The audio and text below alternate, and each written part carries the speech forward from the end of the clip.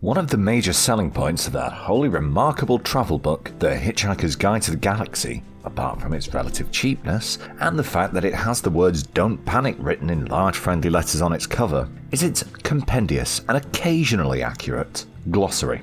The statistics relating to the geosocial nature of the universe, for instance, are deftly set out between pages 938,324 and 938,326. And the simplistic style in which they are written is partly explained by the fact that the editors, having to meet a publishing deadline, copied the information off the back of a packet of breakfast cereal, hastily embroidering it with a few footnotes in order to avoid prosecution under the incomprehensibly torturous galactic copyright laws. It is interesting to note that a later and wily editor sent the book backwards through time through a temporal warp, and then successfully sued the breakfast cereal company for infringement of the same laws.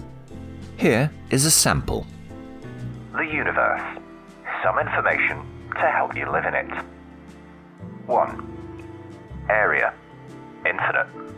The Hitchhiker's Guide to the Galaxy offers this definition of the word infinite. Infinite. Bigger than the biggest thing ever, and then some. Much bigger than that, in fact. Really amazingly immense. A totally stunning size. Real, wow, that's big time.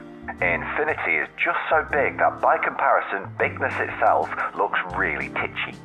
Gigantic, multiplied by colossal, multiplied by staggeringly huge, is the sort of concept we're trying to get across here. 2. Imports. None. It is impossible to import things into an infinite area, there being no outside to import things in from. 3. Exports. None. See imports. 4. Population. None. It is known that there are an infinite number of worlds, simply because there is an infinite amount of space for them to be in.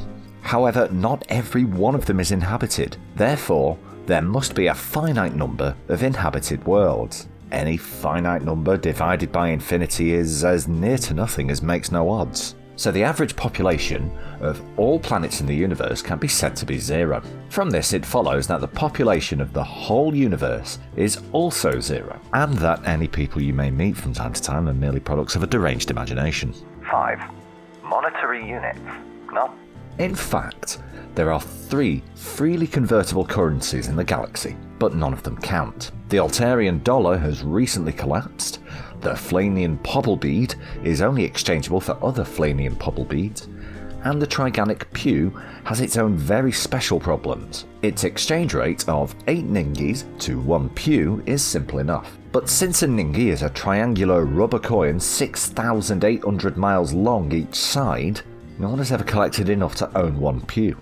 Ningis are not negotiable currency because the Galactibanks refuse to deal in fiddling small change. From this basic premise, it is very simple to prove that the Galactibanks are also the products of a deranged imagination.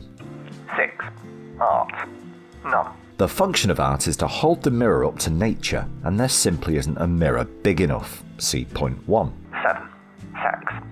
None. Well, in fact, there is an awful lot of this, largely because of the total lack of money, trade, banks, art, or anything else that might keep the non-existent people of the universe occupied. However, it is not worth embarking on a long discussion of it now because it really is terribly complicated. For further information, see guide chapters 7, 9, 10, 11, 14, 16, 17, 19, 21 to 84 inclusive, and in fact most of the rest of the guide.